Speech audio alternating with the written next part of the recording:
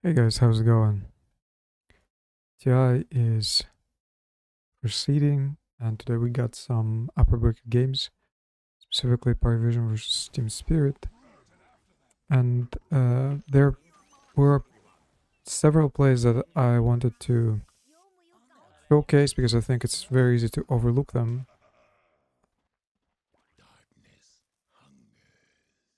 There's obviously a lot of things that are going on in the game, and a lot of things you can look at after the game and say, okay, this is how we won, this is how we lost, this was good, this was bad, this helped us.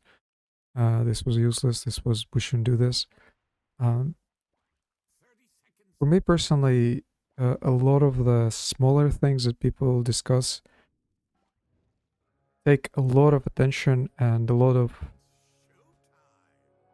precedent in terms of what matters. So laning matters, it seems, according to like analysts and players. Heroes matter, maybe item choices, maybe big team fights late game, etc. And in my opinion, it overtakes some of the things that are more valuable than uh, they might seem at first, because the consequences of some actions are not instant and they have this delay to them, which in turn makes it hard to analyze what actually caused those things. So when I notice them specifically, where you can pinpoint them, it actually becomes very useful to really consider them and look at them.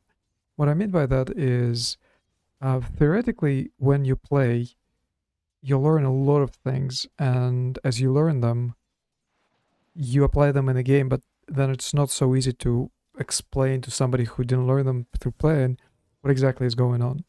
And when it comes to a team, it becomes even harder.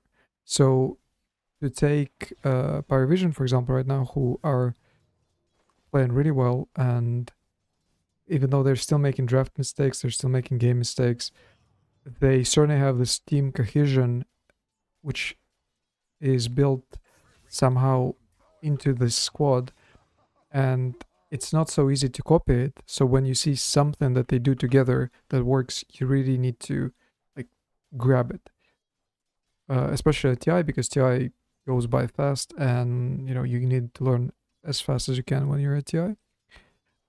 This might sound a little bit too abstract, and we'll try to bring it to something more specific.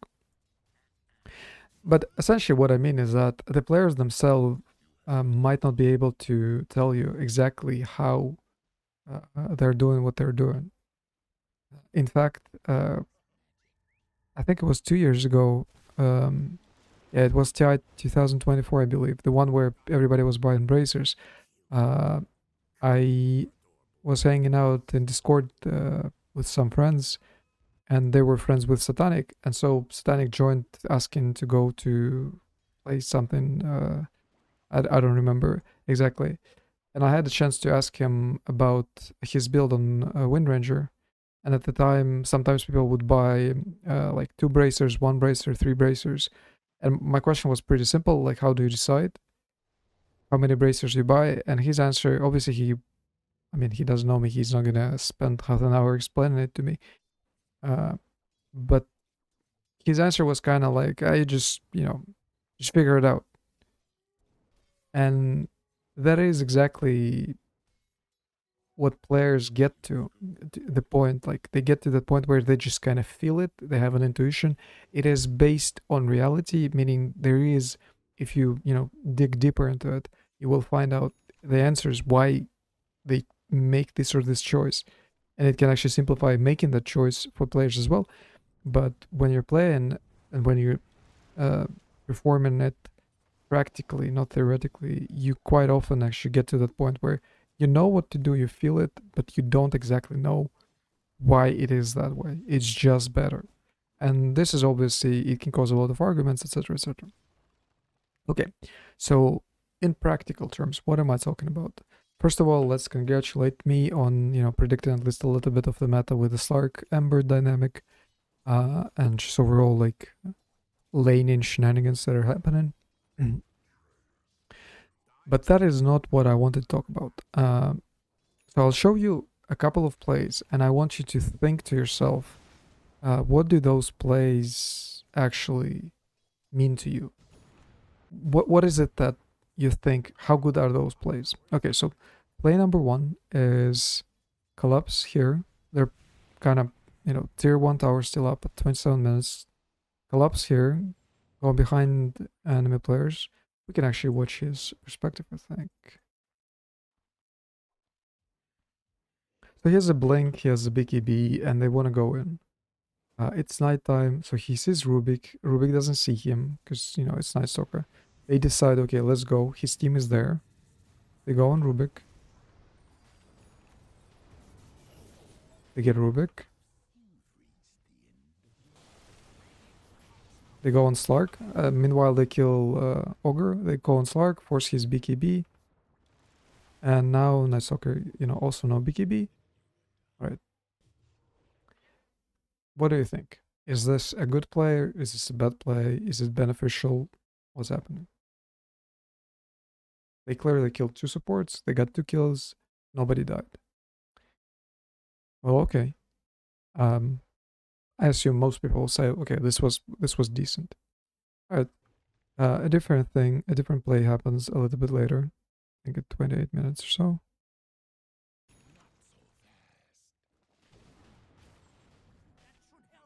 Oh, let me check my notes.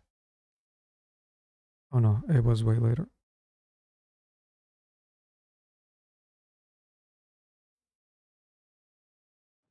Okay, so Ogre is respawning and they're kind of looking for a hero and they find a hero here. Not knowing if this is going to be a fight or it's just solo Rubik. Laps uses ult. Doesn't have to use BKB, just goes on Rubik. There, just kill Rubik. Almost has his basically will buy his nullifier now. Again, seems like a good situation. I mean, it's not exactly game breaking what he just did, in a sense. Like, Rubik will respawn quite fast. Rubik has been dying quite a few times this game. Seems pretty good, right? Well, what if I told you he just lost his team something like 6,000 gold, if not more, by using his ult to kill Rubik? It might seem ridiculous and kind of far-fetched and maybe results-oriented. Kind of thankfully, I was watching this game with a friend, and when this happened, I told him that this is how it's gonna end up, because I have seen Parivision do this before, and it is fairly obvious how this interaction works, specifically with Spirit. All right, so let's actually see what happened before that, when they got the first 2 kills. So they get the 2 kills. There's no BKB on Slark. There's no BKB on Night Stalker.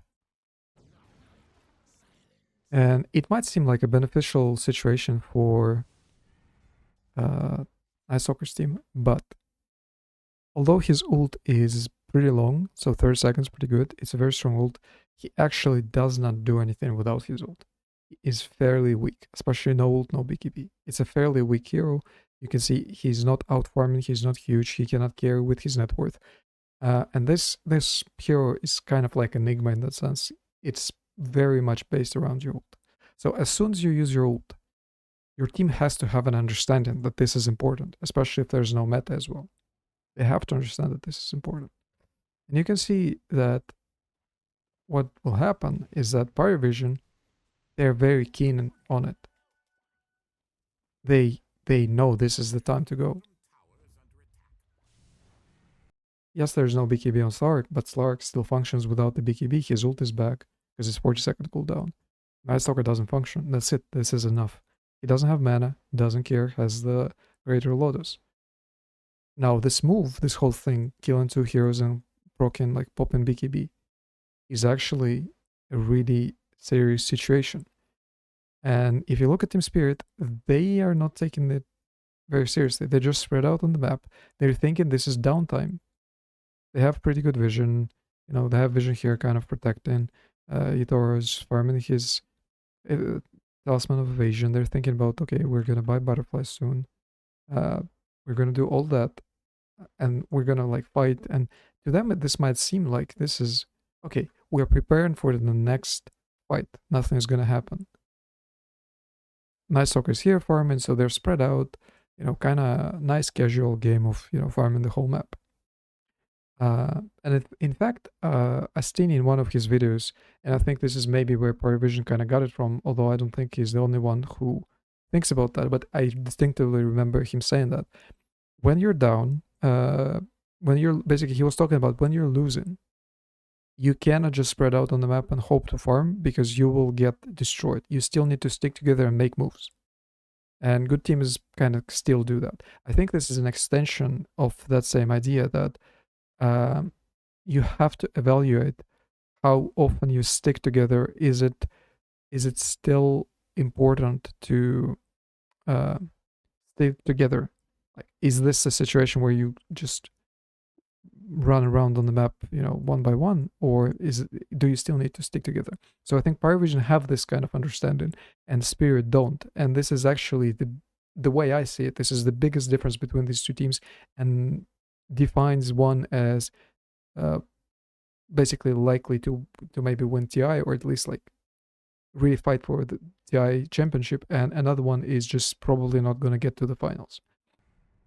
Okay, so what happens? They smoke.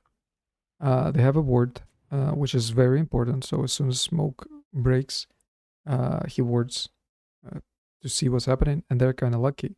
It could have been somebody else, but you can see that Slark is doing the same thing. Slark is connecting. So they are going onto a territory where there's going to be likely a core player. Not only that, there's a Rosh here. So this is no random act of just smoking and looking.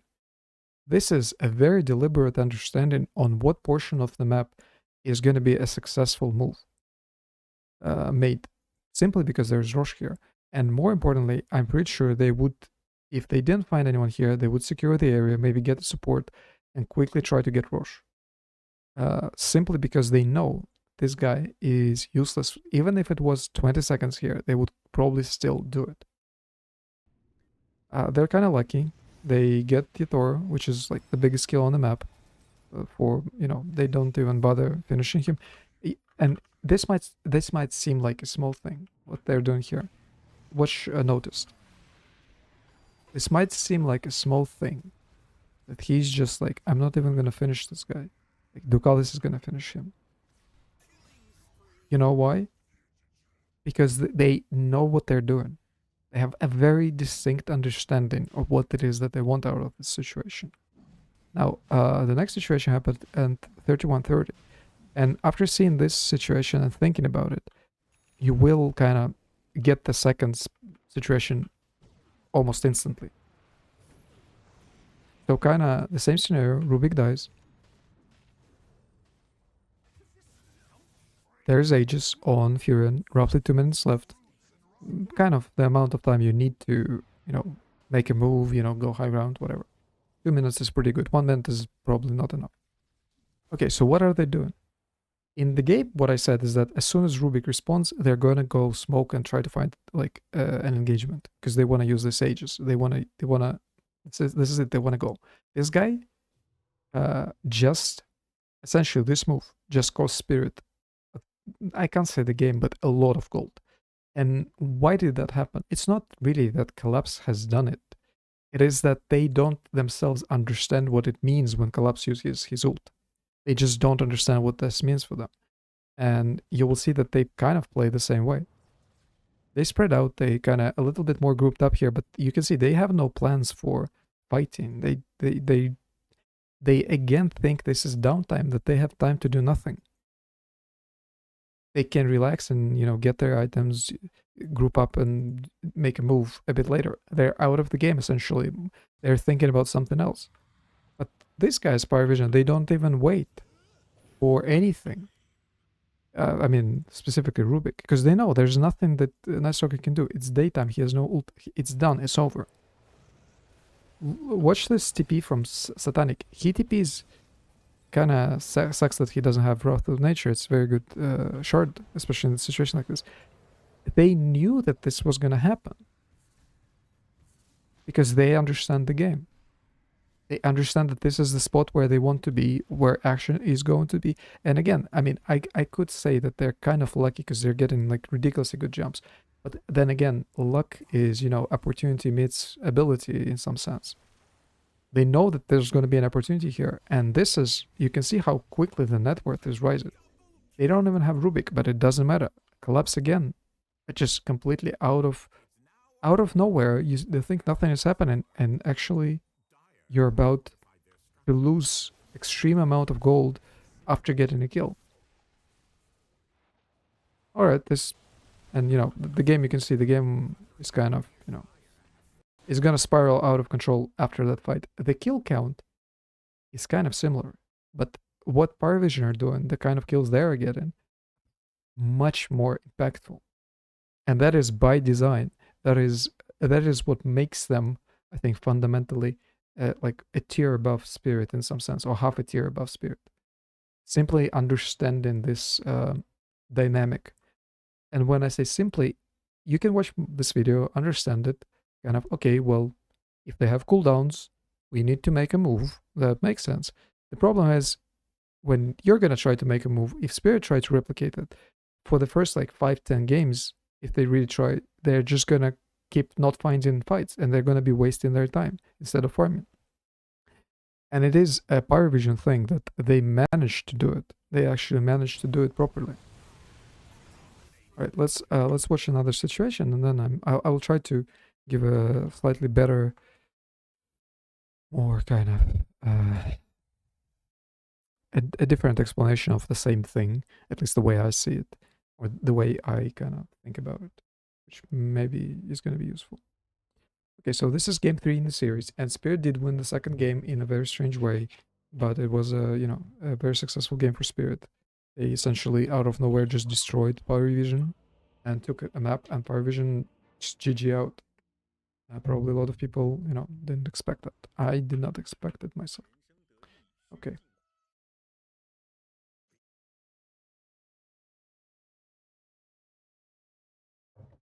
A very similar scenario will happen here, so I'm not gonna torture you with questions, but you know what's coming. Now you know what's coming. It's gonna be easy to see. So there's Spirit are smoking up. There's a sub with ages. Something's happening on the map. Like they're, for whatever reason, they want to fight. I don't know. Maybe they got an item. I don't know exactly why. I don't remember. But Spirit are looking for a fight, right? What they do is they find Mirana and Sven ults. Much like Night Stalker in the last game, here Sven ults. Alright, they didn't get what they wanted. They smoked for a bigger target. Alright. Well, they obviously, Parivision know that Sven ulted. What do they want to do now? You can notice it's again 2 minutes on the ages. And it's not a random kind of thing that this is, again, a very similar situation. I mean, 2 minutes is kind of lucky for me because it really shows that this is, at least, happened twice. But really, what Mirana was doing and the way map was set up, it's connected to the fact that they want to do something on the map. It's not random that Mirana was there. Okay, so what happens here? Again, my thesis is kind of that, or my main point is that killing Mirana there costs them gold. Specifically because they used ult. And they, again, do not really think about it in proper terms. They are not thinking that this is 50-second cooldown is very important. They cannot do certain moves in that downtime. They have to play appropriately. And they don't understand it, even though they lost the first game kind of because of it. And Collapse should know. But he doesn't really. SF goes to hit the tower, which seems kind of pretty standard, Not me, he's being fairly aggressive. There's a scan here. I assume it's Radiant. Yeah, I think it's Radiant scan. And then, as you can see, it's the same pincer move. There are 2 directions from which there is an attack. Because worst case scenario, they just get the tower. Worst case scenario in previous game, they would get Roche. But here, because Spirit simply do not appreciate the way Parivision play and the way they think about this, their mindset, what happens here is they lose too much. Certainly, Parivision are not going to win the game just because of that. They get the tower, but you can see the Mirana kill essentially is going to cost them 4,000 gold or 3,000 gold.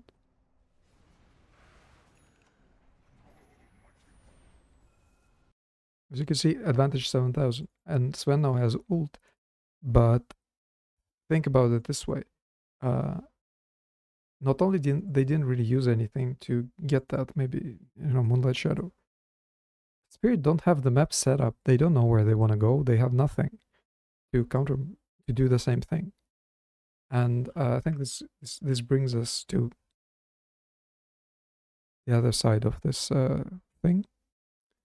So this was gameplay. Now a little bit of sort of theory about this. All right, so the way I think about this is there's this thing called power laws. Sounds strange if you never kind of encountered it, and it's a little bit counterintuitive what it means. It comes from math, and basically it means that there's something like, let's say, t and its relationship. I don't know how you like the way you describe the relationship, and the relationship to, let's say, s is through a power. Power is this exponent. So this means that when relationship is not equal sign, I don't know how, but you get it. It's the relationship sign, some kind of, I don't know the math term for it, or how they do that in math. So the idea here is that when t changes, this changes to some kind of power. A very simple example is you have a square, and this is length L, and this thing is what is it in English?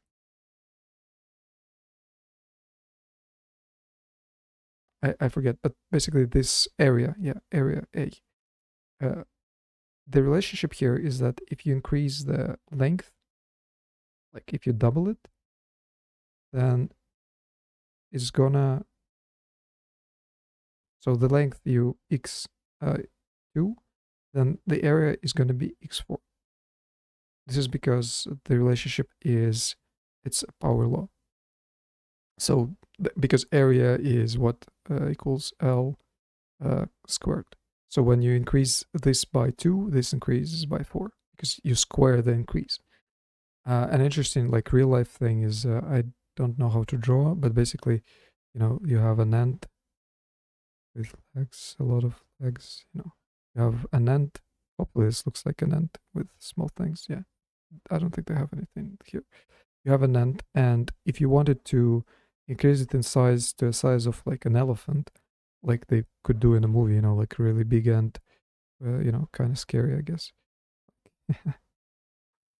Okay, I'm not that. This is. If you wanted to do this, this wouldn't actually work, and it's an interesting thing because the volume of the ant, it increases. Basically, it's a cubic thing, and the surface area of the ant's body is increasing at basically area is a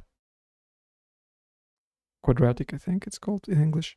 So the idea here is that the internal kind of volume of an ant increases way faster than its kind of outer shell, and so it cannot actually support the internal volume. So there's like a limit to which an ant, how big an ant can be. After that, it just physically doesn't work. Hopefully this example kind of makes sense. Right, what does this have to do with Dota? I mean, this is not biology 101 or whatever. So one of the things, the way I think about it is on the map, you have, so there's the river, there's like one ancient, there's the other ancient. There are things happening everywhere, on the map. Like something's happening here, something here, somebody, like there's events everywhere on the map. Something's happening everywhere on the map. And some events like creep dies, and there's like win rate. The relationship of creep dying and win rate is almost nothing. It affects win rate in no certain way. And then there's like rune spawns, maybe bounty, whatever. It also affects win rate, like the way teams are going to interact with that rune. It's going to affect the win rate, but again, probably small. Then there's like ages. Okay, this is actually quite significant, can really impact the win rate. And then there's like cooldown. And then there's like what your opponent thinks, like meta kind of things that also have a win rate. And some of the things have some linear or minuscule relationship with win rate. But some of these things are in this power law territory. What this means to me is that basically you have like, how leathers work, leathers like levers. If you have a very long lever and you have like a bucket here with water, it's much easier to lift it than if it was a short one. I think that's how it works. Or no, it has to be the other way around, right? Yeah, sorry. It would be much harder to lift this bucket this way or not. I forget. But you get the idea. Basically, if the bucket is here, it's going to be a different kind of physical property. Let me imagine it, and maybe it's going to be easier. Okay, yeah. So this scenario is harder to do, and this is easier to do. And it's the same thing with events in Dota, where some events basically allow you to have a very easy impact on win rate. Some events that are here, they're very easy to use to increase your win rate. Some events that are here, it's very difficult to do this and affect your win rate. I hope that makes sense. So the general idea is that some things are more impactful than others. And that's kind of, I did not just discover something no people didn't know. People kind of know that, killing the ancient is more important than, hitting a creep. But these relationships, there's no book, there is nothing that is going to explain to you what is the relationship of win rate, or how likely you're to win this game, and some of these things. You really just don't know. It comes from practice, it comes from looking at replays, watching replays, kind of playing games, just testing things, etc., etc. It's very obscure knowledge and it's very abstract, and it's not easy to quantify because sometimes it's very important, sometimes it's not important. And the way I see it is that currently Parivision, they understand these things way better than everybody else. And at least in the instance of cooldowns, they clearly have a more profound kind of, they think that this is a higher sort of power level to the cooldowns than, for example, Spirit. And the interesting part about this is that there are also events not like this that happen in actuality, but they're movement on the map where a hero goes somewhere and a hero goes somewhere and a hero goes somewhere. So what I'm saying is that the reason they can actually abuse these structures like meta and cooldowns, because they understand the movement and how to set up the map so that these things actually maximize, so they can maximize these things to increase their win rate. Now, this in practice, how do you use this in pubs, etc.? It's not easy to just quantify, as I said. It's not easy to tell you in the video, like, okay, so since you know this, just go hit the tier 2 tower when your enemy has a cooldown. No, this is probably, you might just lose because of this. But once you understand that there's this like almost esoteric knowledge that is within the game, and you can understand and you can look for like certain smaller things and how the map is set up, your brain already knows some of these things. It's just that you need to kind of apply this idea that there's not a linear, or not everything is equal in the game. And some things could be very impactful, but you just don't know about them. You just don't take them seriously. Okay, hopefully this was useful. At least maybe it piqued your interest. I would say that if you're interested in power laws and just how it works, I kind of got the very good summary, or like if you like pop science, there's a video by Veritasium, I think. Yeah, it's a very popular channel, and it's called something like "You are playing Game of Life," and I think it gives a very good summary of this whole concept. Uh, I kind of, after watching that, it really clicked for me what it means, and I kind of see it now much better.